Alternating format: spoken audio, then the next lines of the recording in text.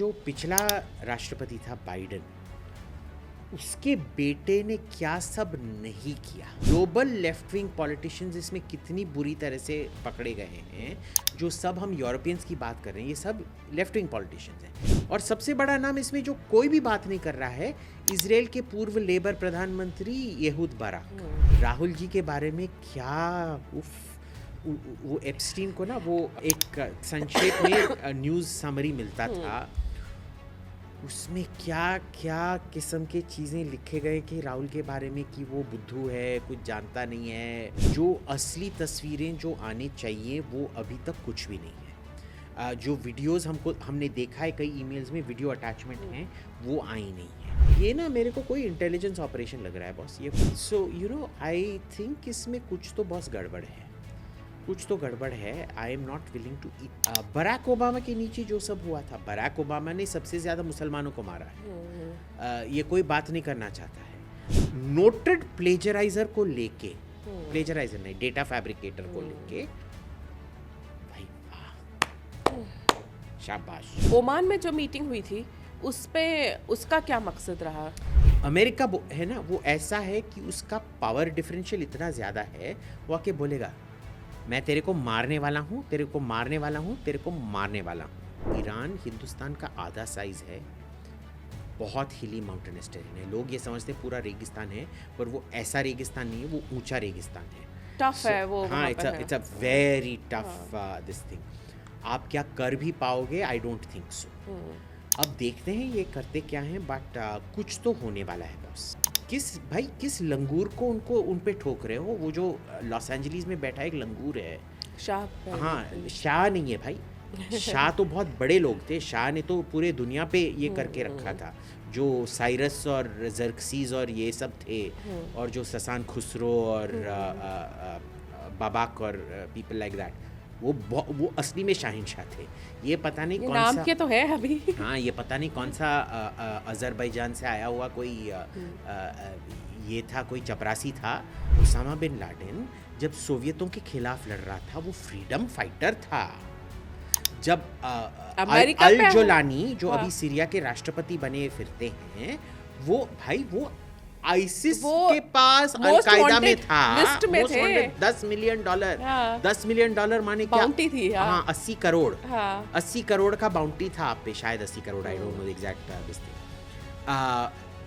वो मॉडरेट है भाई, वाह। अगर तेरे ये मॉडरेट है तो मेरे लिए तालिबान अगर और पाकिस्तान में बम करेगा, मैं बोलूंगा, और मैं बिना कोई, आप मेरे मुंह पे कोई हंसी देख रहे हैं? नहीं, मैं बोलूँगा वो नारीवादी हैं, वो धर्मनिरपेक्ष हैं, और वो विकासवादी, विकासशील एक ऑर्गेनाइजेशन है। मेरे को लगता है अगर कोई इस्तीफा देगा इस बार, जो पूरी तरह से फंसा गया है इस एडमिनिस्ट्रेशन में, वो होगा।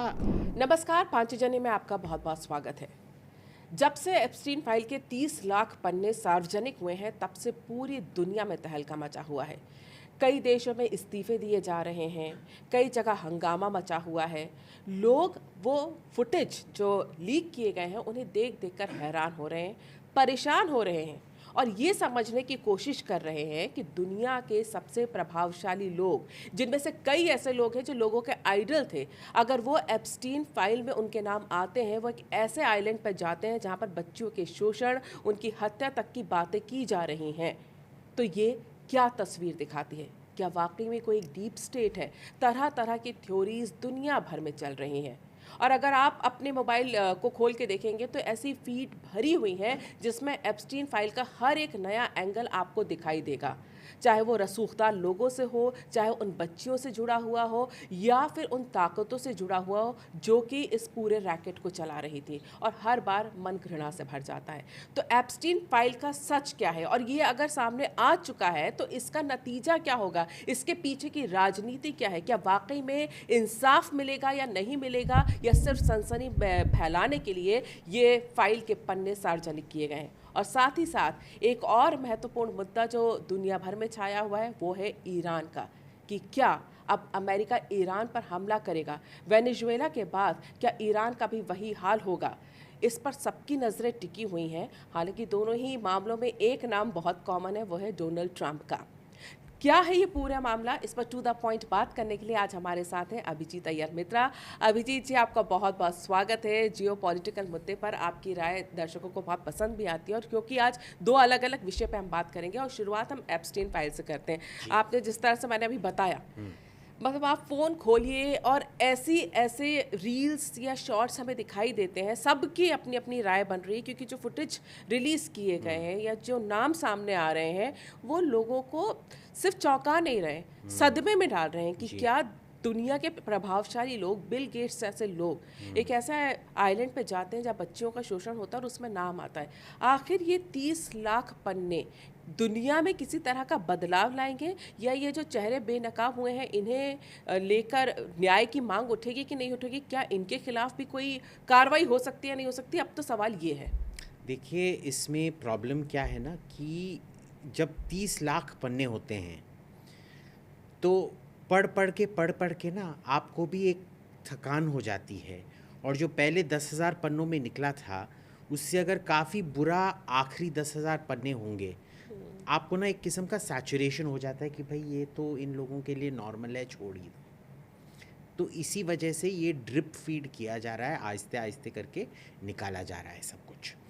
इसमें भी प्रॉब्लम क्या है कि हम किसको सर्च करें, कैसे सर्च करें, शायद उनका नाम मिसस्पेल्ड हो, वॉटेवर, ये भी प्रॉब्लम है। तीसरा चीज़ इसमें क्या है कि इसका प्रभाव अभी तक कुछ भी नहीं हुआ है, अगर रियलिस्टिकली देख लें। हाँ, यूरोप में प्रभाव हुआ है, पर यूरोप ने कौन सा बड़ा प्रभाव किया है दुनिया पे आजकल।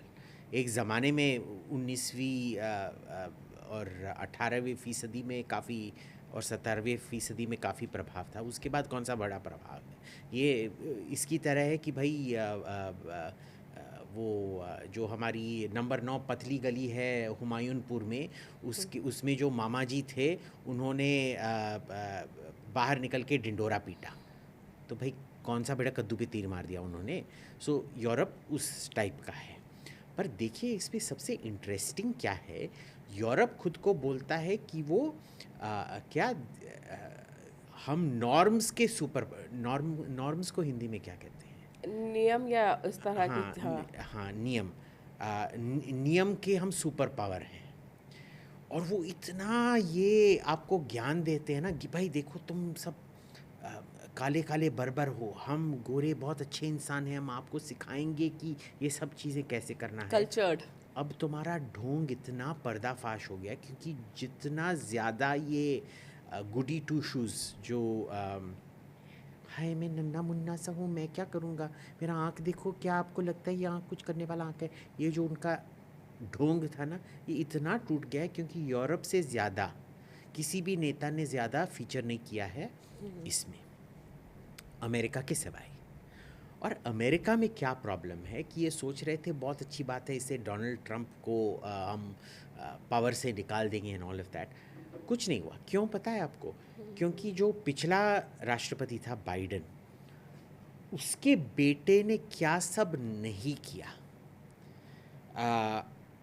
ड्रग्स, सरकारी पद उसने बेचे, और उसके बेटे के लिए पापा ने भी सरकारी पद बेचने का बहुत हैप्पीली बेचा। करप्शन किया ओपनली। पुलिस इन्वेस्टिगेशन को टॉर्पीडो किया उन्होंने, क्योंकि फिर सब न्यूज़पेपर से बुलवाया गया कि वो लैपटॉप एकदम फेक है, इसमें कोई असली चीज़ नहीं है, जबकि सब कुछ सही था। और सबसे घटिया बात उसमें क्या थी कि उसने ड्रग्स करके बहुत सारे अंडर एज बच्चों के साथ यौन संबंध रखा था, हंटर बाइडन ने, बाइडन के बेटे ने। और ये सब कुछ New York times, Washington post, guardian, CNN, इन सब ने एकदम नकार दिया था। बोल रहे थे फेक न्यूज़ है, फेक न्यूज़ है, फेक न्यूज़ है, फेक न्यूज़ है। तो जब वो ही नॉर्म बन गया है, अब अगर आप किसी और के बारे में बोलो कि ये बच्चाबाजी कर रहा है, कोई भी अब मानने के लिए तैयार नहीं है। एक चीज़ बड़ी हैरानी की बात है, देखिए जो फुटेज आए हैं सबको पता था कि इसमें डोनाल्ड ट्रंप का नाम है। इनफैक्ट जब ये इलॉन मस्क और डोनाल्ड ट्रंप के बीच में थोड़े विवाद हुए थे तो इलॉन मस्क ने एक तरह से धमकी भी दी थी कि एप्स्टीन फाइल्स आ जाएंगी। ऐसा लग रहा था कि अगर ये पन्ने बाहर आ गए, एप्स्टीन फाइल बाहर आ गई, तो डोनाल्ड ट्रंप का करियर जो है तबाह हो जाएगा। हैरानी की बात है कि डोनाल्ड ट्रंप की ही सरकार है, डोनाल्ड ट्रंप ने क्योंकि चुनाव में वादा भी किया था और ये फाइल उन्होंने रिलीज़ भी कर दी, और 30 लाख 32 लाख पन्ने जो है वो बाहर बाहर आ गए हैं। क्या डोनाल्ड ट्रंप को ये पता था कि अगर मेरा नाम इसमें आ भी गया तो मेरा कोई कुछ बिगाड़ नहीं सकता? क्योंकि अगर हम रेजिग्नेशंस भी देखें जो इन दिनों हुए हैं, यूरोप के देशों में कई लोगों ने रिजाइन किया है, लेकिन रेजिग्नेशन के जो नंबर्स हैं जिस हिसाब से अमेरिका के लोगों के नाम है उसमें, प्रतिष्ठित लोगों के, वो नहीं है। हाँ। तो क्या तो हम जो आप बात कर रहे थे कि मोरालिटी जो है यूरोप में ज़्यादा चलती है और यहाँ पे लीगैलिटी पे बात होती है, क्या ये बात डोनाल्ड ट्रंप जानते थे कि छवि को नुकसान होने से उन्हें कोई फर्क नहीं पड़ रहा था? हाँ, मेरे को तो यही लग रहा है, क्योंकि इसमें ना रिपब्लिकन से ज़्यादा सबसे बुरी तरह से फंसे हैं डेमोक्रेट्स। और मीडिया को कौन कंट्रोल करता है? डेमोक्रेट्स। इसमें हिलरी क्लिंटन और बिल क्लिंटन का नाम कितनी बार आया है। आप देखिए ग्लोबल लेफ्ट विंग पॉलिटिशियंस इसमें कितनी बुरी तरह से पकड़े गए हैं। जो सब हम यूरोपियंस की बात कर रहे हैं, ये सब लेफ्ट विंग पॉलिटिशियंस हैं। जो लॉर्ड मैंडलसन है जो इसमें बुरी तरह से पकड़ा गया है, वो ब्रिटिश लेबर का बंदा है। Who resigned also. Exactly. Terje Lloyd Larsen, Terje Royd Larsen, इनका नाम कितना मुश्किल होता है प्रोनाउंस करना। वो और उसकी बीबी जो हैं ये लेफ्ट विंग है। जो बिल क्लिंटन और हिलरी क्लिंटन है वो भी लेफ्ट विंग है, और वो तो कुछ बोलना ही नहीं चाहते थे। अभी कांग्रेस ने बोला है कि अगर तुम आगे नहीं आओगे हम तुमको कंटेम्प्ट पे जेल भेज देंगे। उसी के धमकी पे उन्होंने आके टेस्टिफाई करने का ये दिया है। और सबसे बड़ा नाम इसमें जो कोई भी बात नहीं कर रहा है, इजराइल के पूर्व लेबर प्रधानमंत्री यहूद बाराक, जो सबसे बड़ा ये सेक्स परवर्ट निकला। कि क्या क्या सब उसने मांगा है एप्स्टीन से, ये तो पेजेस में हाँ, क्लियर वो है, हम पढ़ेंगे अब वो हाँ, आप जाके पढ़िएगा। वो हाँ। हम बताएंगे नहीं, पर वो तो बहुत खुलेआम बोल रहा है कि भाई मेरे को ये चाहिए वो चाहिए एट्सेट्रा एट्सेट्रा। ठीक है। इसमें वैसे इनका भी नाम आया, पता है आपको? हमारे जो नोबेल लॉरिएट जी हैं अभिजीत बैनर्जी, उनकी बीबी एस्टर डुफ्लो का नाम, हाँ, तो वो भी है उसमें। ज़ोहरा ममदानी की माता जी जो है मीरा नायर, हाँ। उनके तो फोटोग्राफ्स बकायदा सामने आए पार्टी वाले। तो ये देखिए उसमें वो सब पार्टी में जाते थे। ये पूरा एकदम बहुत ही एक इंसेस्चुअस गैंग होता था ये। कहते हैं ना हिंदी में, सब मिले हुए हैं। सब मिले हुए हैं। हाँ, तो सब मिले हुए यही है। इसीलिए द डेमोक्रेट्स इसका बहुत बड़ा ये नहीं बना रहे, क्योंकि उनको पता है कि जो लैरी समर्स जो ट्रेजरी सेक्रेटरी था, उनका वित्त मंत्री, वो पकड़ा गया है। मेरे को लगता है अगर कोई इस्तीफ़ा देगा इस बार जो बुरी तरह से फंसा गया है इस एडमिनिस्ट्रेशन में, वो होगा हावर्ड लटनिक, जो बहुत बड़े बड़े ये क्लेम कर रहा था ना कि हम हिंदुस्तान पे ये लगाएंगे, 2 हफ्ते के अंदर वो आके गिड़गिड़ाएंगे। लगता है बेचारा खुद गिड़गिड़ा के जाने वाला है। उसमें तो मेरे को बहुत मज़ा आएगा वैसे। बट आप देखिए हिंदुस्तान में तो कोई असर ही नहीं पड़ा है। ये कांग्रेस बहुत कोशिश कर रहा है कि मोदी का नाम इसमें टान दो, पर मोदी का ने तो ना तो कोई चिट्ठी भेजा ले यार। लोग उसके बारे में बात कर रहे हैं उस पर, वो तो लोग हर बंदे के बारे में बात करते हैं। तो क्या अगर 2 लोगों ने खून किया, अगर आपने और मैंने मिलके खून किया और हमने किसी इस पे भेजा कि मोदी जी क्या इलेक्शन जीतेंगे या नहीं जीतेंगे, तो उसका मतलब ये है कि मोदी मर्डर प्लॉट में इन्वॉल्व थे। What the hell. फिर दूसरा नाम है हरदीप पुरी जी का।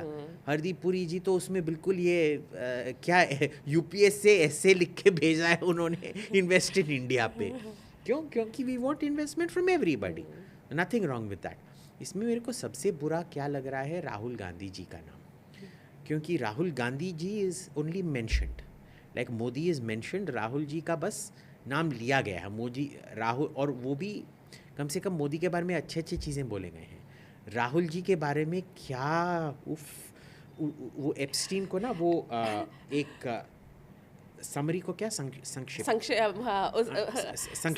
में हाँ एक संक्षेप में न्यूज़ समरी मिलता था। उसमें क्या क्या किस्म के चीज़ें लिखे गए कि राहुल के बारे में कि वो बुद्धू है, कुछ जानता नहीं है। एक बराक ओबामा ने अपनी किताब में लिखा था, और वैसे ही बातें वो तो बहुत कम था। इसमें जो लिखा गया है ना, इतना चीर फाड़ के उसको पता नहीं क्या क्या बोला गया है। तो आप देख लीजिए, जो भी कोई था, या तो उन्होंने चिट्ठियाँ भेजे हैं एप्स्टीन को, नहीं तो फिर एप्स्टीन ने उनके बारे में बात किया है। ये बंदा इतना इररेलेवेंट है कि बस 2 बार तुम्हारा नाम आया है, और वो भी कैसे एकदम आपकी लीडरशिप क्वालिटीज को डिसोन करते डिसोन हुए। करते हुए। अब देखिए इसमें जेफरी एप्स्टीन का हम we should be very clear, ये बंदा एक किस्म से जीनियस था कि वो टैलेंट हर जगह, उसका एक टैलेंट था कि वो देख सकता था कि ये बंदा अभी तो छोटा है, अभी चपरासी है, पर कल जाके ये कोई मंत्री बनने वाला है या राष्ट्रपति बनने वाला है। आपने देखा है ना कितना उसने अपना जाल फैला के रखा है। ऐसा कोई भी इवेंट नहीं था, कोई भी सरकार नहीं था, कोई भी ये नहीं था जहां इसने अपना हाथ नहीं फहराया है उधर। और उसका जो टैलेंट पिकिंग का जो चॉइस था, अगर आप देखेंगे ये सब के सब लोग या तो पब्लिक ओपिनियन को इन्फ्लुएंस करते हैं या एक्चुअल गवर्नमेंट पॉलिसी को इन्फ्लुएंस करते हैं। पहली बात तो ये है कि वो हिंदुस्तान को इन्फ्लुएंस कर नहीं पाया, और ये सब होने के बावजूद, इतना पैसा होने के बावजूद, उसने राहुल गांधी में कुछ भी नहीं देखा। तो एप्स्टीन ने कोई भी फ्यूचर नहीं देखा राहुल गांधी में। एटलीस्ट अब मोदी जी का जहाँ पे नाम लिया वो ये तो कहा है कि इसराइल गए और डील और ये जो बात कर रहे हैं उसकी बात की है, लेकिन राहुल गांधी को लेके तो मतलब कांग्रेस को निराशा ही हुई होगी कि यहाँ भी हमारे नेता का जो है नाम इस तरह से लिया गया है। पर सवाल ये उठता है एप्स्टीन की अगर हम बात करें, जैसा कि आपने बताया सिर्फ सत्ता ही नहीं, आप देखिए कि हर क्षेत्र में, चाहे वो टेक्नोलॉजी के क्षेत्र के हों, साइंस के हों, हॉलीवुड के हों, हर जगह पर उसने जो क्रीम लेयर होती है, जो एलीट लोग होते हैं, उन सबको इस तरह से उसने अपने ये कह सकते जाल में रखा हुआ था। हर कोई उसके आइलैंड पे जाने के लिए तैयार रहता था। और सबसे बड़ी जो लोगों के लिए हैरानी की बात है वो आइलैंड, जिस तरह की खबरें वहाँ से आ रही हैं और जिस तरह की तस्वीरें वहाँ की बताई जा रही हैं, क्योंकि कई बच्चियों की तस्वीरें सबने देखी हैं, ये एक भ्रम को भी तोड़ता है क्या? कि क्योंकि सवाल अभी यही उठ रहा है कि जब इस तरह के जिन लोगों को लोग आइडल समझते हैं वो ऐसी जगहों पर जाते हैं और ऐसे व्यक्तियों से संपर्क रखते हैं, कईयों की बात हो रही है कि वो इन्वॉल्व थे, कईयों के सिर्फ नाम आए हैं इसलिए इस पे कार्रवाई नहीं की जा रही है, लेकिन लोग नाम आने के बाद भी शक के घेरे में तो आ ही जाते हैं और एक भ्रम का जाल टूटता है। बिल्कुल। ये कौन सी दुनिया है? इसको लेकर लोग अब सवाल उठाने लगे। देखिए इसमें भी हमको याद रखना चाहिए कि जो तस्वीरें आई हैं वो कोई इतने भी इंक्रिमिनेटिंग नहीं है। जो असली तस्वीरें जो आने चाहिए वो अभी तक कुछ भी नहीं है। जो वीडियोस हमने देखा है, कई ईमेल्स में वीडियो अटैचमेंट हैं, वो आई नहीं है। जो अगर हम उन चिट्ठियों को सच मान लें तो उधर हत्याएं हुई हैं जिस पे कोई चार्जेस नहीं लगाए गए, किसी पे चार्जेस नहीं लगाए गए, अभी तक हड्डी नहीं मिले हैं, लाश नहीं मिले हैं, कुछ भी नहीं मिले हैं। तो ये सब क्यों नहीं मिले हैं? कोई इन्वेस्टिगेशन भी हुआ था इसके बारे में, हमको पता नहीं है। So I don't know where to go with that. But अभी तक हमको क्या देखना है कि भाई जब तुम एक लेवल पे पहुंच जाते हो ना, तो कोई मोरालिटी की कोई सीमा ही नहीं होती है। आप जितना दूर चले जाना चाहते हैं, इस पे ना एक 17वीं फीसदी 17वीं शताब्दी या 18वीं शताब्दी में एक ये 18वीं शताब्दी 1790 70s में ये एक फ्रेंच नोबल मैन थे, मार्की दे साद। उन्होंने, क्योंकि उनके पास बहुत सारा पैसा था, कुछ भी काम करने का नहीं था, वो पता नहीं क्या क्या लिखते थे अपने बुक्स में। वो लोगों को लगता था कि ये एक्चुअल में हुआ है उधर, पर शायद वो कभी नहीं हुआ। शायद इसी किस्म का चीज़ है कि जब आप इतना खुल जाते हो इस बंदे के साथ, आपकी सोच की सीमा नहीं रहते, पर शायद एक्शन की सीमा रहती है। अभी तक हमको पता नहीं है, पर देखना पड़ेगा इसमें होता क्या है। पर आप देख लीजिए ये कैसा बंदा है जो लोगों के दिमाग में इतना घुस जाता है कि वो ईमेल पे या इलेक्ट्रॉनिक कम्युनिकेशन पे, बट कि आप इतना खुल जाते हो कि जो आप नॉर्मली सोचोगे भी नहीं, वो सोच के बोलने के लिए, लिखने के लिए तैयार हो जाते हैं। ये ना मेरे को कोई इंटेलिजेंस ऑपरेशन लग रहा है बॉस, ये कोई इस किस्म का मेंटल मैनिपुलेशन इतने सारे लोगों के साथ। एक और हैरानी की बात उसमें ये थी अभिजीत, जो एप्स्टीन के मेल्स हैं वो पूरी बातें लिखता है और खुद ही को मेल करता है। उसमें मैक्सिमम मेल ऐसे Are हैं, him to है ना? himself, हाँ। हाँ, हिम टू हिमसेल्फ। इसके पीछे ये क्या ये डॉक्यूमेंटेशन कर रहा था? ये कोई मंत्री बनने वाला है या राष्ट्रपति बनने वाला है? आपने देखा है ना कितना उसने अपना जाल फैला के रखा है। ऐसा कोई भी इवेंट नहीं था, कोई भी सरकार नहीं था, कोई भी ये नहीं था जहां इसने अपना हाथ नहीं फहराया है उधर। और उसका जो टैलेंट पिकिंग का जो चॉइस था, अगर आप देखेंगे ये सब के सब लोग या तो पब्लिक ओपिनियन को इन्फ्लुएंस करते हैं या एक्चुअल गवर्नमेंट पॉलिसी को इन्फ्लुएंस करते हैं। पहली बात तो ये है कि वो हिंदुस्तान को इन्फ्लुएंस कर नहीं पाया, और ये सब होने के बावजूद, इतना पैसा होने के बावजूद उसने राहुल गांधी में कुछ भी नहीं देखा। तो एप्स्टीन ने कोई भी फ्यूचर नहीं देखा राहुल गांधी में। एटलीस्ट अब मोदी जी का जहाँ पे नाम लिया वो ये तो कहा है कि इजराइल गए और डील और ये जो बात कर रहे हैं उसकी बात की है, लेकिन राहुल गांधी को लेके तो मतलब कांग्रेस को निराशा ही हुई होगी कि यहाँ भी हमारे नेता का जो है नाम इस तरह से लिया गया है। पर सवाल ये उठता है एप्स्टीन की अगर हम बात करें, जैसा कि आपने बताया सिर्फ सत्ता ही नहीं, आप देखिए कि हर क्षेत्र में, चाहे वो टेक्नोलॉजी के क्षेत्र के हों, साइंस के हों, हॉलीवुड के हों, हर जगह पर उसने जो क्रीम लेयर होती है, जो एलीट लोग होते हैं, उन सबको इस तरह से उसने अपने ये कह सकते जाल में रखा हुआ था। हर कोई उसके आइलैंड पे जाने के लिए तैयार रहता था। और सबसे बड़ी जो लोगों के लिए हैरानी की बात है वो आइलैंड, जिस तरह की खबरें वहाँ से आ रही हैं और जिस तरह की तस्वीरें वहाँ की बताई जा रही हैं, क्योंकि कई बच्चियों की तस्वीरें सबने देखी हैं, ये एक भ्रम को भी तोड़ता है क्या? कि क्योंकि सवाल अभी यही उठ रहा है कि जब इस तरह के जिन लोगों को लोग आइडल समझते हैं वो ऐसी जगहों पर जाते हैं और ऐसे व्यक्तियों से संपर्क रखते हैं, कईयों की बात हो रही है कि वो इन्वॉल्व थे, कईयों के सिर्फ नाम आए हैं इसलिए इस पे कार्रवाई नहीं की जा रही है, लेकिन लोग नाम आने के बाद भी शक के घेरे में तो आ ही जाते हैं और एक भ्रम का जाल टूटता है। बिल्कुल। ये कौन सी दुनिया है? इसको लेकर लोग अब सवाल उठाने लगे हैं। देखिए, इसमें भी हमको याद रखना चाहिए कि जो तस्वीरें आई हैं वो कोई इतने भी इंक्रिमिनेटिंग नहीं है। जो असली तस्वीरें जो आने चाहिए वो अभी तक कुछ भी नहीं है। जो वीडियोस हमने देखा है, कई ईमेल्स में वीडियो अटैचमेंट हैं, वो आई नहीं है। जो अगर हम उन चिट्ठियों को सच मान लें तो उधर हत्याएं हुई हैं जिस पे कोई चार्जेस नहीं लगाए गए, किसी पे चार्जेस नहीं लगाए गए, अभी तक हड्डी नहीं मिले हैं, लाश नहीं मिले हैं, कुछ भी नहीं मिले हैं। तो ये सब क्यों नहीं मिले हैं? कोई इन्वेस्टिगेशन भी हुआ था इसके बारे में, हमको पता नहीं है। So I don't know where to go with that. But अभी तक हमको क्या देखना है कि भाई जब तुम एक लेवल पे पहुंच जाते हो ना, तो कोई मोरालिटी की कोई सीमा ही नहीं होती है। आप जितना दूर चले जाना चाहते हैं, इस पे ना एक 17वीं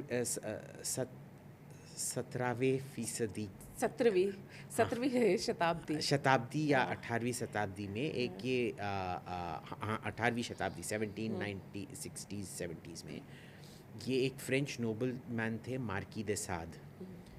उन्होंने, क्योंकि उनके पास बहुत सारा पैसा था, कुछ भी काम करने का नहीं था, वो पता नहीं क्या क्या लिखते थे अपने बुक्स में।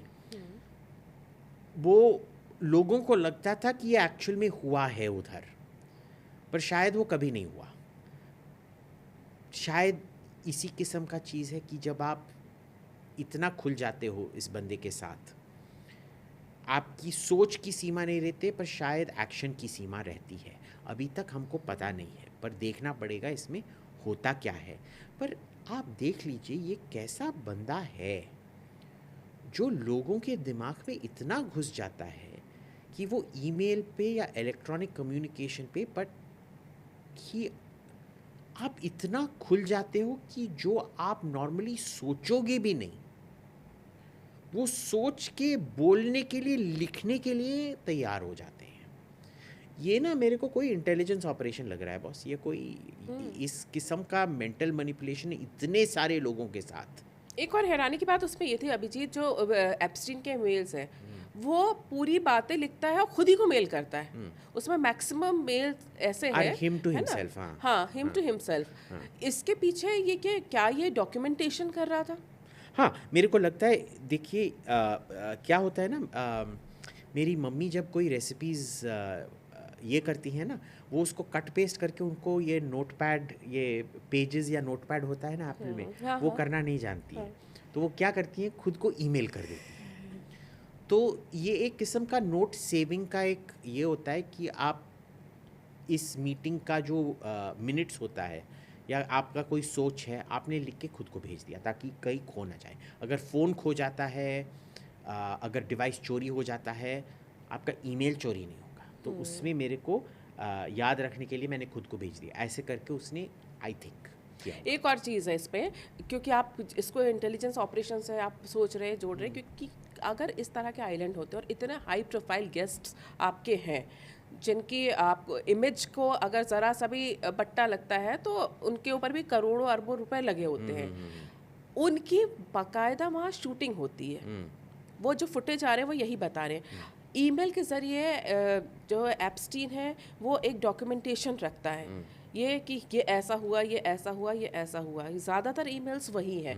ये सारी चीज़ें इस तरह से करना, वाकई में आपको लगता है कि एक इंटेलिजेंस ऑपरेशन, या एप्स्टीन को ये पता था कि एक दिन ऐसा आएगा कि ये सारी मुझ पे भारी पड़ेंगे? 2019 में जेल में वो मारा गया, उस पे भी थ्योरीज चल रही हैं कि वो मरा भी है कि नहीं मरा हाँ, है। I don't think he committed suicide and I will tell you why.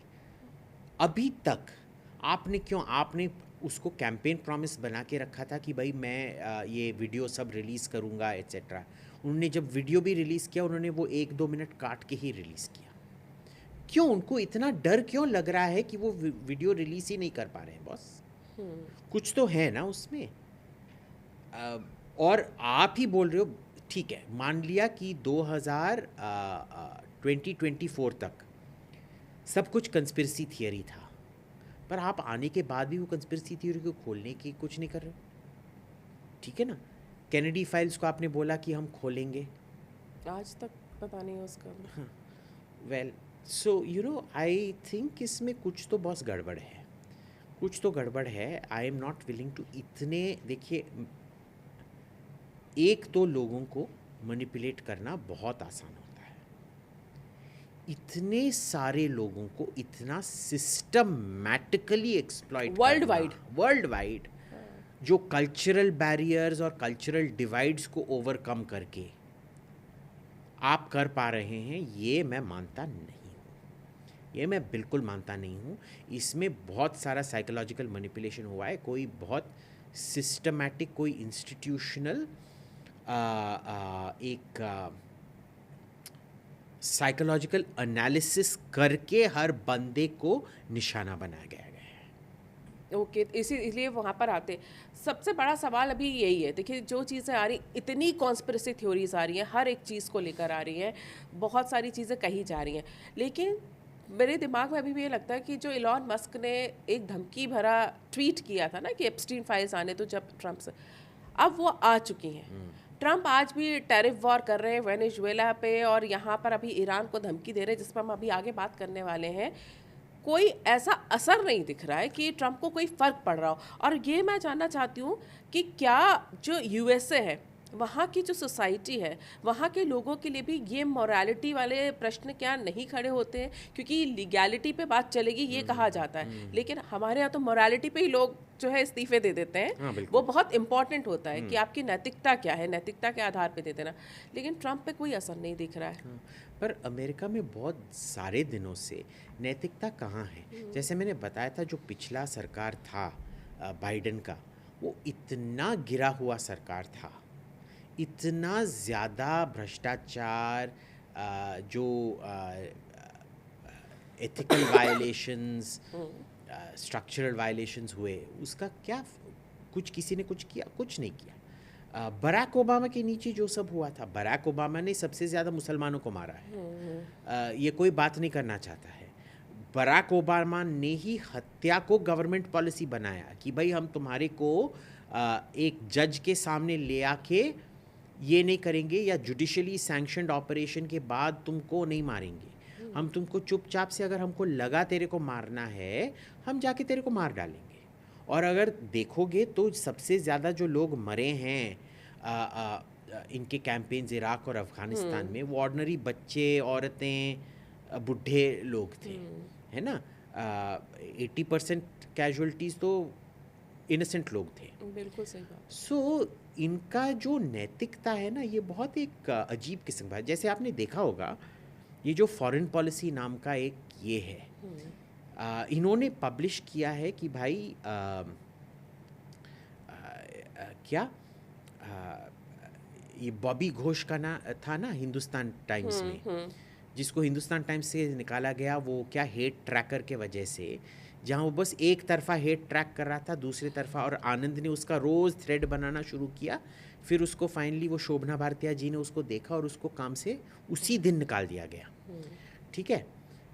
किसी ने नहीं देखा कि इसने डेटा फैब्रिकेट किया है, और इसी बंदे को ले आके क्या पीस लिखता है, वो भी अमेरिकन पब्लिकेशन फॉरेन पॉलिसी में, हिंदुस्तान क्रिकेट को पॉलिटिसाइज कर रहा है। भाई वाह। 1980 के मॉस्को ओलंपिक्स जो थे, किसने बहिष्कार किया था उसका? अमेरिका और नेटो ने। 1984 के ओलंपिक्स को किसने, जो लॉस एंजलिस ओलंपिक्स थे, उसको किसने बहिष्कार किया था? सोवियत संघ ने, इन रिटेलिएशन फॉर 1980।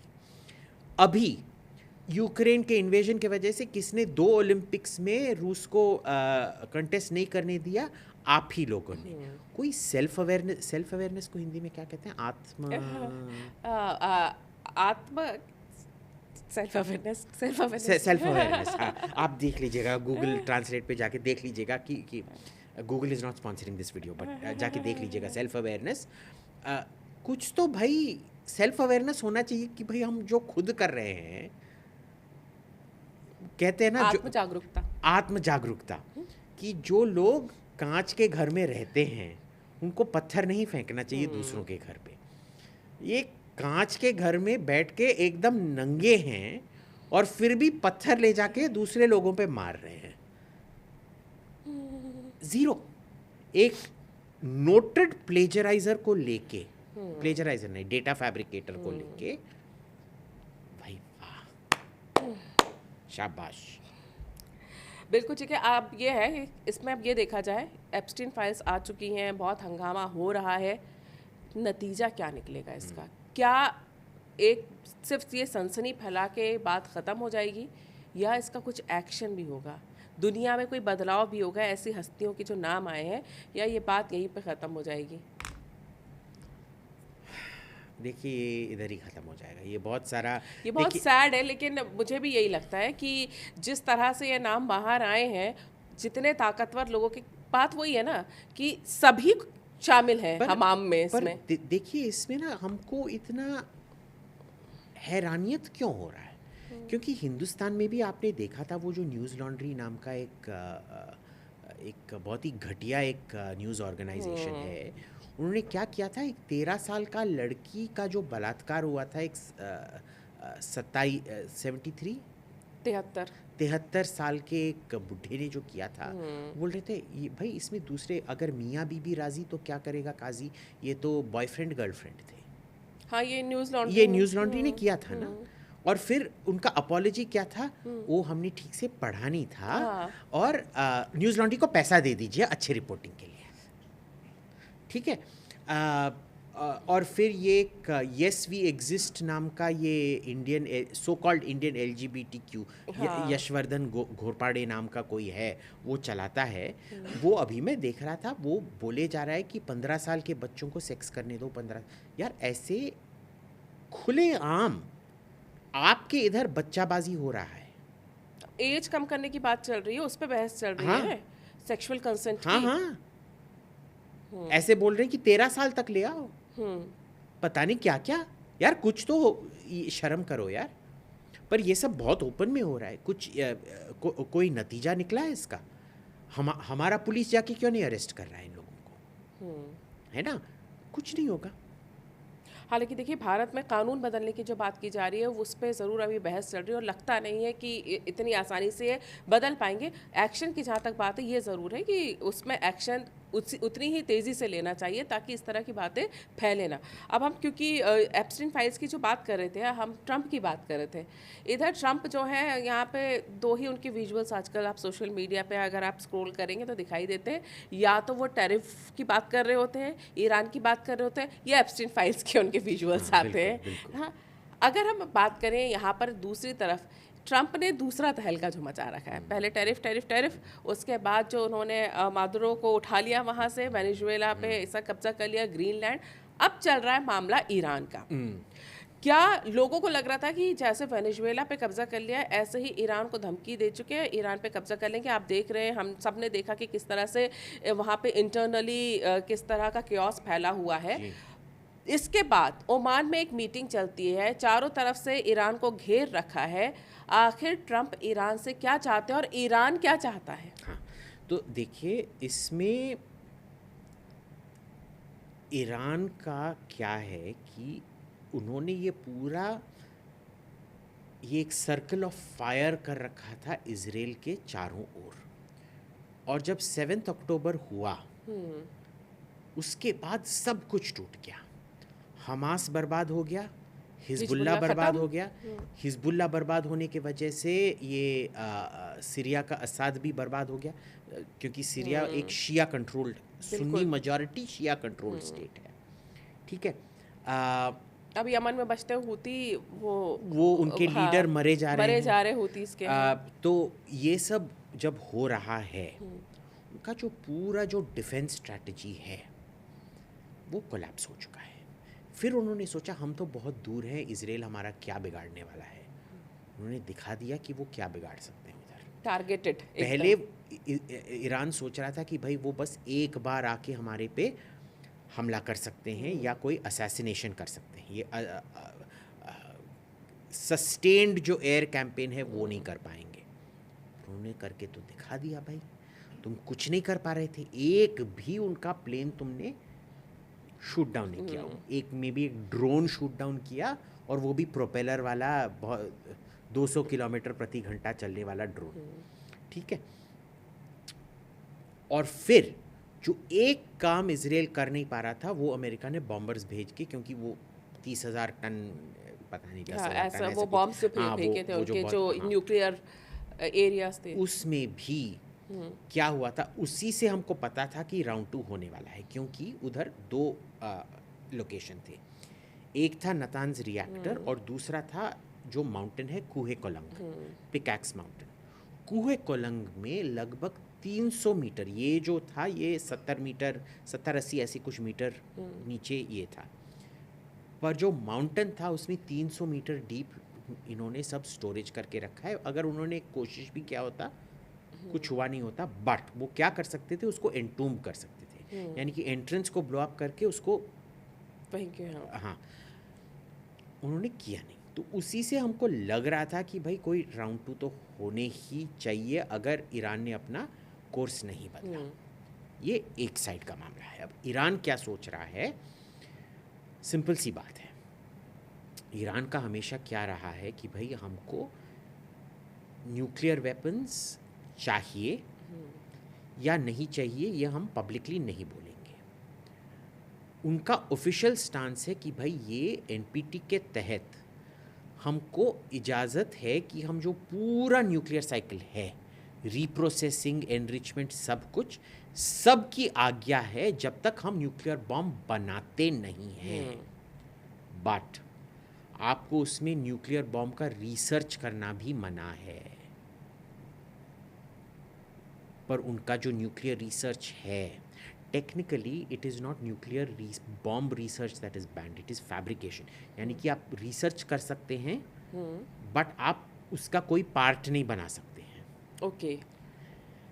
इन्होंने नॉट ओनली रिसर्च किया है, इनके अंदर से कई सारे पार्ट्स और फैब्रिकेशन फैसिलिटीज़ मिले हैं जो ये छिपा के कर रहे थे। आपको छिपाने की अनुमति नहीं है। जो इन्होंने पहाड़ियों में इधर उधर बनाए थे। तो जब कोई बंदा झूठ बोले जा रहा है, ये वो क्राई वुल्फ है ना, वो जो बच्चा बोल रहा था कि भेड़िया आ रहा है, भेड़िया आ रहा है, भेड़िया आ रहा है, और 3-4 बार उसने किया, उसके बाद सबने उस पर विश्वास करना बंद कर दिया। फिर जब भेड़िया एक्चुअल में आया, किसी ने उसको बचाया नहीं, और वो भी भेड़ियों ने उसको भी खा गया और उसके बकरों को भी खा गया। उस टाइप का कहानी है कि ये बोल रहे हैं कि भाई अब काफ़ी है, हम बार बार तेरे को बम नहीं कर सकते हैं, क्योंकि आखिर में तू बम बना ही लेगा। क्योंकि देखिए, बम बनाना, ये जो इंफ्रास्ट्रक्चर होता है ना, ये सेकेंडरी होता है। मेन चीज़ होता है जो ह्यूमंस होते हैं। देखिए, जर्मनी और जापान को तबाह कर दिया गया था दूसरे विश्व युद्ध में। 10 साल के अंदर वो फिर से उठ गए। क्यों? क्योंकि उनका पूरा का पूरा जो इंफ्रास्ट्रक्चर बॉम्ब हुआ था, उससे कोई फ़र्क नहीं पड़ा। आपने जो साइंटिस्ट थे, जो आपके इंटेलेक्चुअल माइंड्स थे जो वहाँ युद्ध पे, के मैदान में सोल्जर मरे थे, जो आपके इंटेलेक्चुअल्स थे और साइंटिस्ट थे, वो नहीं मरे थे उधर। तो वो सब जिंदा थे और वो फिर से बाकी वही इंडस्ट्रियल बेस रिकंस्ट्रक्ट, अगर पैसा दोगे तो इंफ्रास्ट्रक्चर बन जाएगा बस।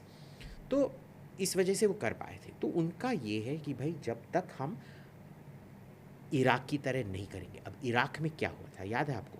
पहले सैंक्शंस लगाए गए थे, उसके बाद उनका मिसाइल प्रोग्राम तबाह किया गया था, और उनका जो केमिकल और बायोलॉजिकल और न्यूक्लियर तो बचा नहीं था, न्यूक्लियर था ही नहीं, उन्होंने कहा केमिकल वेपन्स है वहाँ पर, निकाला गया था। तीसरे में उन्होंने बोला कि भाई तुम फिर से प्रोग्राम रिकंस्ट्रक्ट कर दोगे अगर हमारे सैंक्शंस, तो तुम्हारे साइंटिस्ट को हम निकाल के ले जाएंगे। और इराक ने बोला हाँ हाँ हाँ, और सब निकालने के बाद उन्होंने फिर आक्रमण किया। क्यों? क्योंकि भाई अब तुम्हारे पास खुद को बचाने के लिए कोई बचा ही नहीं। लीबिया में यही हुआ। जब लीबिया का न्यूक्लियर प्रोग्राम डिस्कवर हुआ, उसको फिर रेजिम चेंज कर दिया गया। असाद के साथ, जब असाद सीरिया में, उसका जब न्यूक्लियर रिएक्टर बम हो गया, उसके बाद तो उन्होंने आके पूरा सिविल वॉर करवा के रेजिम चेंज करवा दिया। तो ईरान सोच रहा होगा कि भाई अगर हम ये देते रहेंगे, ये तो हमारा रेजिम चेंज करेंगे। हम देंगे भी रेजिम चेंज हो जाएगा, ना देंगे भी रेजिम चेंज हो जाएगा। दोनों ही मामलों में फंसना ही है।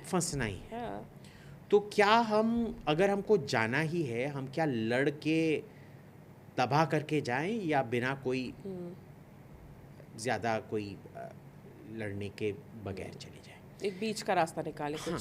एंड बहुत उलझन में है वो। ओमान में जो मीटिंग हुई थी, उस पे उसका क्या मकसद रहा? ये देखिए, उसका ये मकसद था कि भाई तुम किन किन चीज़ों पे अग्री करोगे।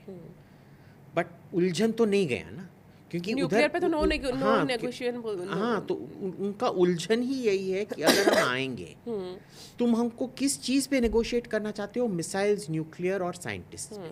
अगर हम दे देंगे तो हमने खुद अपना खुदकुशी करने के, इसीलिए उन्होंने नो नेगोशिएशन। तो ओमान से कुछ नहीं होने वाला है, और अमेरिकन को भी ये पता है कि ओमान से कुछ नहीं होने वाला है। क्यों? क्योंकि उन्होंने 3 एयरक्राफ्ट कैरियर्स उधर डिप्लॉय करके रखे हैं। एक तो उधर कतर में बहरेन में बेस्ड है 5th फ्लीट, 2 और एयरक्राफ्ट कैरियर उधर भेजे गए हैं। अब उधर क्यों? देखिए, एयरक्राफ्ट कैरियर को ना डिप्लॉय करना बहुत महंगा होता है, और ये ना एक सोच विचार में बहुत अलग चीज़ है। जब रूस और चीन हमला करना चाहते हैं, वो अपने कोशिशों को छुपा के रखेंगे, बोलेंगे नहीं नहीं नहीं, हमला नहीं करना चाहते, हमला नहीं करना चाहते, और फिर करेंगे बात। जैसे 24 अक्टूबर को हुआ था यूक्रेन के साथ, फरवरी को। बट अमेरिका है ना, वो ऐसा है कि उसका पावर डिफरेंशियल इतना ज़्यादा है, वो आके बोलेगा मैं तेरे को मारने वाला हूँ, तेरे को मारने वाला हूँ, तेरे को मारने वाला हूँ। तो ये होता है ना, जब हम दोनों हैं रफली इक्वल, तो मेरे को पता नहीं है कि भाई मैंने तृप्ति को चांटा मारा तो वो वापस मेरे को घुसा बहुत बुरी तरह से पीट देगी, तो मैं तृप्ति, मैं तो मारने वाला नहीं हूँ, एंड देन बट अगर मैं कोई दारा सिंह जैसे पहलवान हूँ, एंड आई एम लाइक भाई ये तो कुछ नहीं कर सकती है, तृप्ति मैं तेरे को मारने वाला हूँ, तृप्ति मैं तेरे को मारने वाला हूँ, आके मार। यू आर पावरफुल, अगर आप शक्तिशाली है। सो ये जो सोच विचार में है ना, when America says it is going to attack, it is going to attack. जैसे उसने बोला कि वेनेजुएला में तेरे को बदलने वाला हूँ, और मजदूरों ने बोला तेरे में हिम्मत है, आके वो ललकार रहा था ना, उसके हफ्ते उसके पहले दिन ही ललकार रहा था, तो अगले ही दिन वो ये हो गया। ग्रीनलैंड में उन्होंने एक किस्म से ललकारा उसको, जो ये सब हाथ मरोड़िंग करना था, हाँ। उसने हाथ मरोड़िंग कर दिया। तो ये बंदा ना, don't take him literally but take him seriously. वो आके बोलेगा कि भाई मैं तेरा गला काट दूंगा एट्सेट्रा एट्सेट्रा, गला नहीं काटेगा पर आके बहुत बुरी तरह से पीटेगा। अब हमको क्या देखना है कि ये क्या करेगा। या तो ये लीडरशिप टारगेटिंग करेगा, यानी कि खोमेनी गार्डियन काउंसिल जो असेंबली ऑफ एक्सपर्ट्स है और उनका जो संसद है उसको मार डालेगा। या मैं नहीं मानता हूँ कि वो इतना बुद्धू है कि वो रेजिम चेंज करेगा। इराक के बाद जो हुआ, इतने सारे अमेरिकन ट्रूप्स और पता नहीं कितने लोग मरे, आई don't think they will do regime change, but you never know, you never know. इसमें हमको याद रखना है, ईरान हिंदुस्तान का आधा साइज़ है, बहुत हिली माउंटेनस टेरेन है। लोग ये समझते हैं पूरा रेगिस्तान है, पर वो ऐसा रेगिस्तान नहीं है, वो ऊंचा रेगिस्तान है। टफ है वो हाँ, वहाँ पर है। It's a very tough this thing. आप क्या कर भी पाओगे? आई डोंट थिंक सो। अब देखते हैं ये करते क्या हैं, बट कुछ तो होने वाला है बॉस। और जैसे हमने इजराइल के कैंपेन में देखा था, वो ऑपरेशन राइजिंग लायन में एक्सक्यूज मी, कि इजराइल जानता था कि उनके हर एक लीडर कहाँ पे हैं। उन्होंने ये भी अनाउंस किया था, हमको पता है कि खमेनेई कहाँ पे हैं। उन्होंने पब्लिश भी किया था, हाँ, इस exactly. बिल्डिंग में, हाँ, इस बंकर के नीचे हाँ, 50 मीटर नीचे हैं। हम जानते हैं आप कहाँ हैं। ये हमारी बड़प्पन है कि हम आपको मार नहीं नहीं रहे। हैं। हाँ, उनको पता है कि पूरा ईरान का लीडरशिप कहाँ पे है। अब ईरान का लीडरशिप सोच रहा होगा कि भाई व्हाट वी डू। इसमें दूसरी बात है कि जब एक लीडरशिप आइडियोलॉजिकल होता है ना, वो अपने आखिरी पहिए पे जब उसका दम घुट रहा है और वो अपना आखिरी दम ले रहा है, वो आइडियोलॉजी को त्यागता नहीं है, वो आइडियोलॉजी पे डबल डाउन करता है। आप देखेंगे जब जर्मन फौज ने सोवियत संघ पे हमला किया था, पहले 9-10 महीने के अंदर ही पूरा हॉलोकॉस्ट, सबसे ज़्यादा यहूदी उन 9-10 गैस कैंप में, आउशविट्स में नहीं मारे गए थे। बायोनेट और गोली से जर्मन आर्मी ने मारा था उनको, ठीक है। और जैसे ही सोवियतों ने युद्ध का नतीजा बदल दिया और जर्मन को वापस ठोकने लगे, तब वो सब गैस कैंप शुरू हुए थे। राइट।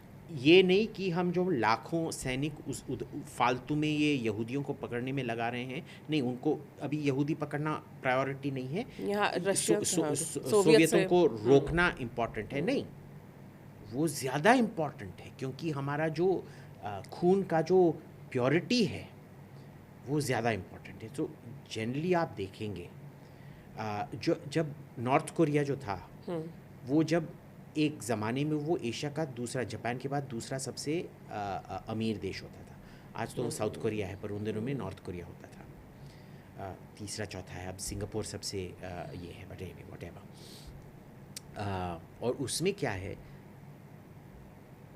वो इतने आइडियोलॉजिकल नहीं थे जितने अब बन गए हैं, जब वो एशिया का सबसे गरीब देश है। So I don't think they capitulate when, जब उनको डर लगता है ना, वो शायद ज़्यादा आइडियोलॉजिकल बन जाते हैं। और इसमें भी मेरे को नहीं लगता है कि अगर लीडरशिप निकाला जाएगा, उधर हर लोग नहीं समझते हैं कि वो एक डेमोक्रेटाइज डिक्टेटरशिप है। यानी कि हर, जैसे वेस्ट बंगाल में वो जो क्लब्स होते हैं ना, वो क्लब्स क्यों होते हैं? वो क्लब जहाँ लोग चाय पीने, पकौड़ा खाने, एक साथ मिलते हैं, बातचीत करते हैं। हाँ, वो मच्छी का पकौड़ा खाने जाते हैं, अंडा खाने जाते हैं, और चाय पीने जाते हैं, और ताश या चेस प्ले करने जाते हैं, या पिक्चर देखने जाते हैं। उसका फंक्शन क्या है कि सब लोग इधर आएंगे, हमको सब, हर घर में, हर एक गली में एक क्लब होगा। हमको पता है गली गली में कौन रहता है, कितने रिश्तेदार हैं। वो जनरली, क्योंकि जब वो थोड़ा दारू पियेंगे या थोड़ा रिलैक्स हो जाएंगे, बताएंगे किसके लिए वोट करते हैं, तो लगभग पता है उनको कि कौन किसके लिए वोट कर रहा है, किसको धमकी करना है। और धमकी देने के लिए इधर जो क्लब में रहते हैं, वो जाके धमकी दे के आ जाते हैं इलेक्शन के पहले। ये उस टाइप का है कि हर एक गली में एक मुल्ला है जो आपका दोस्त है। You can, I've met these people, they are not bad people. आप जाके देखिए, मेरी बच्ची ठीक से पढ़ नहीं रही है स्कूल में, मैं क्या करूँ? आप जाके और वो ये नहीं बोलेंगे अरे बच्ची है काय का पढ़ाना है पीटो, नहीं, they'll actually give you good advice. It's but जब लीडर बोलेंगे कि भाई मारना है तो मारना है, ये इनका इतना परवेजिव कंट्रोल है, ये ना ये और किस लंगूर को उनको उन पे ठोक रहे हो? वो जो लॉस एंजलिस में बैठा एक लंगूर है, शाह हाँ, शाह नहीं है भाई, शाह तो बहुत बड़े लोग थे, शाह ने तो पूरे दुनिया पे ये करके रखा था, जो साइरस और जर्कसीज और ये सब थे, और जो ससान खुसरो और बाबाक और पीपल लाइक दैट, वो असली में शाहिनशाह थे। ये पता नहीं कौन नाम सा, के तो है अभी हाँ, ये पता नहीं कौन सा अजरबैजान से आया हुआ कोई ये था, कोई चपरासी था, और ठीक है, चपरासी तो अच्छा काम करते हैं, ये तो वो भी नहीं कर सकता है। लॉस एंजलिस में बैठा एक लंगूर है, जो आपने अभी तक उसका कोई पॉलिसी पेपर पढ़ा है? नहीं, वो उकसाने वाली बातें बस करता रहे। बस जब उधर कोई हाँ, मर रहा होता है ना, तो तभी वो आके उकसा अपना देता है। शक्ल दिखाता हाँ, है, माय रॉयल हाइनेस। भाई तू कहाँ से रॉयल हाइनेस हो गया? ये भी लोगों को पता होना चाहिए था ना कि वो किस तरह से रॉयल बने। वो है नहीं रॉयल, वो बने थे कब्जा हाँ, करके। अरे वो मामूली लोग थे। हाँ, एग्जैक्टली हाँ। पर एक चीज बताइए अभिजीत, है ना, जब आप कह रहे हैं कि रिजिम चेंज करने की मूर्खता जो है ये यूएसए नहीं करेगा, इस बीच में ये जो अंदर देश के अंदर ये जो हंगामा हुआ था, लोग सड़कों पर उतर आए थे, और फिर जिसके लिए डोनाल्ड ट्रंप ने कहा था मेरे कहने पे उन्होंने इतने लोगों की फांसी रोक दी या इतने लोगों को मारने से रोक दिया, ये सब करने की क्या जरूरत है? क्योंकि इस तरह की तस्वीरें देखिए, जो हमने ये पिछले दिनों देखी ना, नेपाल में देखी हो चाहे बांग्लादेश में, वो रिजिम चेंज के लिए होती हैं। ये स्कॉट बेसेंट ने मान लिया है कि हमने ही उकसाया था इनको, ये फाइनेंशियल क्राइसिस क्रिएट करके, क्योंकि अभी उनका लिक्विडिटी क्राइसिस है कि कोई पैसा अंदर नहीं आ रहा है, तो उससे इनको बहुत हानि पहुंच रहा है। और जो इंटरनल सर्कुलेशन है ना, वो भी पैसा, और वो ज़्यादा पैसा प्रिंट किए जा रहे हैं, इन्फ्लेशन हो रहा है, लोगों का तनख्वाह इन्फ्लेशन से ये नहीं रखता है, फिर सब रास्ते पे आ जाते हैं। देखिए, हमको भी ये देखना चाहिए, हिंदुस्तान में we are generally a conservative country. Cities में जो होता है ना, वो विलेजेस में उसके कोई बर्दाश्त की नहीं होती है। अमेरिका में भी आप देखेंगे, जो ईस्ट कोस्ट और वेस्ट कोस्ट है वो बहुत लिबरल है, और जो पूरा जो सेंटर है वो रेड स्टेट्स जो Conservative है बहुत कंजर्वेटिव होते हैं। जनरली रूरल एरियाज कंजर्वेटिव होते हैं, अर्बन एरियाज लिबरल होते हैं, not always but generally. Mostly Iran में this is the same thing. लोग समझते हैं कि तेहरान के अमीर जगहों पे लोग अपना ये हिजाब उतार रहे हैं तो पूरा ईरान, भाई ये ऐसे बोलने की तरह है कि अगर पृथ्वीराज रोड या औरंगजेब एपीजे अब्दुल कलाम मार्ग या अमृता शेरगिल मार्ग, जहाँ एक भी प्लॉट ऑफ लैंड 400 करोड़ के नीचे नहीं है, उधर अगर लड़कियों ने आके मुच्छे उगाना शुरू किया, तो पूरा हिंदुस्तान में ट्रेंड है कि लड़की मुच्छे उगाना शुरू कर रही हैं और दाढ़ी बनाना शुरू कर रही हैं। या टू गिव कॉन्टेक्स्ट, मुंबई में मालाबार हिल्स, मद्रास में वो बोट क्लब रोड, कोलकाता तो सब बिगड़ गया तो कुछ भी नहीं है बस, बट वो सॉल्ट लेक आपने जाके देखा है आजकल? But you know it is like this, there is बहुत सारे जो जब मैं तेहरान के बाहर छोड़िए, तेहरान के अंदर जब आप गरीब नेबरहुड में जाके देखेंगे ना, पूरा का पूरा शतौर पहनेंगे, they have no problem with it, they have no problem with it, like हाँ पहनना चाहिए, क्या कितनी घटिया लड़कियां हैं ऐसे ऐसे घूम रही हैं, इनको भी पहने, and it's a women who say that. अच्छा, ये क्योंकि सोशल मीडिया पे ये सारी तस्वीरें बहुत तेजी से वायरल होती हैं, तो एक नैरेटिव बन जाता है कि पूरा ईरान ऐसा है। हाँ, आपको सोचना चाहिए, अगर ईरान में सोशल मीडिया ब्लैकआउट है, बस वो पिक्चरें क्यों आ रही हैं जो नैरेटिव को रीइंफोर्स कर रही हैं। अगर दोनों साइड से इक्वली आ रहे हैं तो ठीक है, पर अगर बस एक ही कहानी आ रहा है, आपको समझना चाहिए कोई बहुत ज़बरदस्त नैरेटिव कंट्रोल कर रहा है। वैसे मेरे को ईरान से कोई हमदर्दी नहीं है, जब इजराइल ने उन पे हमला किया था, मैं तो तालियां तो नहीं बजा रहा था, पर काफ़ी मज़े आ रहे थे, क्योंकि उसमें ऑर्डिनरी लोग नहीं मारे जा रहे थे, रेजिम टारगेट्स मारे जा रहे थे। वो targeted, some in few innocent people died, but whatever. But you know, ये ईरान को रेजिम चेंज करना, और देखिए शाह हिंदुस्तान के लिए, ये गोरे लोग तो हर जगह, वो क्या bull in the China shop, उसको कोई अगर आपने एक कांच के दुकान में सांड को बिठा दिया तो सांड क्या करेगा, तो उसका पूंछ हिलाएगा, एंड सब बोतलें टूटेंगी। वो मुड़ने की कोशिश, मुड़ना तो छोड़ ही दो बेचारा, वो अगर मुड़ेगा तो पूरा दुकान ही टूट जाएगा। तो कांच के दुकान में सांड भेजने की तरह गोरे लोग करते रहते हैं, हर जगह जाके ये करते रहते हैं। पर हिंदुस्तानी काय का सपोर्ट कर रहे हैं? ये जो ये लॉस एंजलिस में बैठा लंगूर था, उसका जो पापा था वो इतना एंटी इंडिया था, पाकिस्तान को उसने हर युद्ध में सपोर्ट किया था। हाँ एग्जैक्टली, ये उनको बात लोगों को पता financial होना चाहिए, support- सही हाँ। बात है।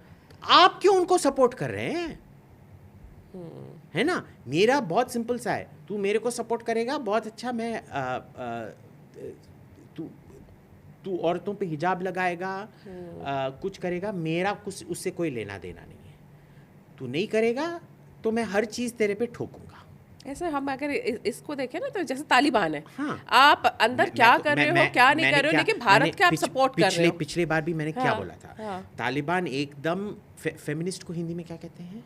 नारीवादी। हाँ, वो नारीवादी, धर्मनिरपेक्ष, प्रोग्रेसिव को क्या कहते हैं? विकासशील। एक विकासशील, विकासवादी, नारीवादी, धर्मनिरपेक्ष, आधुनिक ऑर्गेनाइजेशन है। आप क्यों हंस रही हैं? आप उनसे मिले हैं? मैं उधर एक पूरा महीना उनके साथ बिता के आया। क्या बात कर रहे हैं? हाँ, आपको ऐसा क्यों लगा कि वो इतने लिबरल है और इतने प्रोग्रेसिव है? क्योंकि मेरे नैरेटिव को सूट करता है। वो पाकिस्तानियों को मार रहे हैं इसीलिए मैं बोल रहा हूँ। आप समझ रहे हैं ना? वही मैं बात कर रही तो थी आपसे। देखिए, एग्जैक्टली। अगर देखिए, और जो भी नहीं बोलेगा वो पाकिस्तानी होगा, पाकिस्तान का जासूस होगा, पाकिस्तान का बिका हुआ 5th कॉलम होगा। और इसीलिए मैं बोलता हूँ,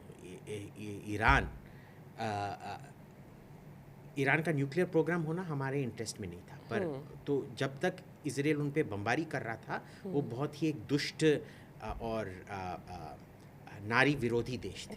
पर अब जो उनका न्यूक्लियर प्रोग्राम सॉर्ट आउट हो गया है, अगर आप उनको रिजीम चेंज करने की कोशिश करोगे, मैं बोलूँगा कि भाई देखो, वो धर्मनिरपेक्ष, प्रगतिशील, नारीवादी, आधुनिक विचारों वाली, और आपको लगता है, ये देखिए, ये हैं आयतोला खामेनी।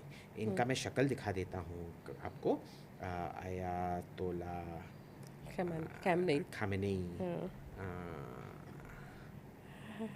खामेनी, ये देखिए,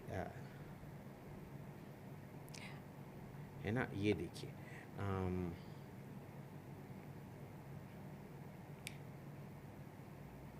ये देखिए, इतने एक सुंदर से दादाजी हैं। ये तो खुद मेरे दादाजी की तरह लगते हैं। ये किसी पे हाथ उठा सकते हैं? नहीं, ये प्रोटेस्टर्स को मारते नहीं हैं। इनफैक्ट प्रोटेस्टर्स को क्या करते हैं, ऐसे हाथ पकड़ के ले आके अपने गोद पे बिठा के बोलते हैं, बेटा ऐसा नहीं करना चाहिए, बहुत गलत किया तुमने, और फिर एक टॉफ़ी दे के वापस भेजते हैं। वैसे एक बात बताऊं मैं आपको, पूरा जो प्रोटेस्ट का दिखाया जा रहा है ईरान में कि पीट रहे हैं गाड़ियाँ, ये सब एआई मैनिपुलेशन है। मैं इनको मानता नहीं हूँ। देखिए, बहुत सही बात, सबसे स्पष्ट बात यह है कि जो अमेरिका करता है वही बाकी देशों को भी करना चाहिए। जो कहते हैं ना कि अमेरिका का कहना है कि कोई उनका दोस्त नहीं है, कोई दुश्मन नहीं है, उनके अपने हित है, निजी हित है, इंटरेस्ट है। एग्जैक्टली भारत को करना चाहिए। अगर भारत को ईरान से अगर फायदा है तो ठीक है, नुकसान है तो वो दुश्मन है, फायदा है तो दोस्त है, या हमारे जो इंटरेस्ट हैं उस हिसाब से होना चाहिए, जो जियोपॉलिटिकली सबसे ज़्यादा समझदारी भरा फैसला भी होता है। इस पूरे मामले में क्या आपको लगता है कि रूस और चीन मदद करेंगे ईरान की? बिल्कुल नहीं करेंगे। अरे, रूस ने खुद अपना ट्रीटी एलाई है, वो CSTO नाम का एक ट्रीटी है, जिसके तहत उनको आर्मीनिया को बचाना था। जब अजरबैजान ने हमला किया आर्मीनिया पे, बचाया उन्होंने? कुछ भी नहीं किया। उन्होंने बोला कि तुमने वो जो एरिया था, जो वो आर्मीनियंस कहते हैं उसको आर्टसाक, और अजरबैजान कहता है ये नगोर्नो काराबाख। वो बोलते हैं कि तुमने क्यों उसको अपना देश का भाग नहीं बनाया। अगर तुमने उस जगह को अपने देश का भाग बनाया होता, तब CSTO ट्रीटी तुम्हारे पे लागू होता और हम तुमको बचा पाते। जब तक अजरबैजान ने हमला नहीं किया था, रूस आर्मीनिया से बोला था, खबरदार, अगर तुमने उसका अपना भाग बनाया, हम तुमको CSTO से निकाल देंगे। करो तो CSTO से निकाल देंगे, नहीं करो तो भाई CSTO तुम पर लागू नहीं है। ये कहाँ की बात है भाई? ठीक है, रूस ने क्या, कौन सी, ठीक है, थोड़ा बहुत मदद किया था असाद का सीरिया में, पर जब रिजिम चेंज हुई हुआ तो वो उम्मीद कर रहे थे क्या कि एक दो रशिया के हफ्ते हाँ के अंदर हाँ आएगा, गया, रूस हाँ। आएगा, पर कुछ नहीं हुआ। और चीन तो आप भूल ही जाओ, चीन किसी की भी मदद नहीं करता है, पाकिस्तान की भी मदद नहीं करता। हाँ। उन्होंने बोल के रखा था पाकिस्तान को 71 में, हाँ हाँ हम आके तुम्हारा मदद करेंगे, कहाँ कुछ नहीं किया। देखिए चीन को दोस्ती नाम का चीज़ कुछ होता नहीं है उनके लिए। ऑल बिजनेस, पूरा का पूरा ये बिजनेस है, ठीक है। तुम कोई और देश को तबाही करने में इतना लगे रहो कि तुम खुद तबाह हो जाओ, हमको उसमें इन्वॉल्व मत करो। तुमको जो चाहिए हमको तुमको परमाणु हथियार चाहिए हमको तुमको दे देंगे, केमिकल हथियार चाहिए तुमको दे देंगे, बायोलॉजिकल हथियार चाहिए जो चाहिए तुमको वो दे मिल देंगे। जाएगा। एक 10-15 साल में एक बार हम वुहान की तरह कुछ और कर देंगे, बट इससे ज़्यादा हमसे उम्मीद मत रखो। हाँ, ऑन ग्राउंड इन्वॉल्वमेंट नहीं रहेगा। बस एक ये चीज़ और देख रहे हैं, क्या ईरान का हाल वैसा तो नहीं होगा जैसा कि इराक का हमने देखा है या हम सीरिया का देख रहे हैं? क्योंकि जितने भी वेस्ट एशिया के जो देश हैं वहाँ पे जो बर्बाद हुए हैं देश, चाहे वो आप उसको देख लें, लीबिया को देख लें, इराक को देख लें, या इधर अब सीरिया का हाल हम देख रहे हैं, क्या वो हाल ईरान का हो सकता है अगर वो शर्तें नहीं मानता और अमेरिका जिस तरह से चारों ओर से घेर के बैठा है और ऐसा लग रहा है कि कभी भी हमला कर सकता है? देखिए बहुत घमासान हमला तो होने वाला है।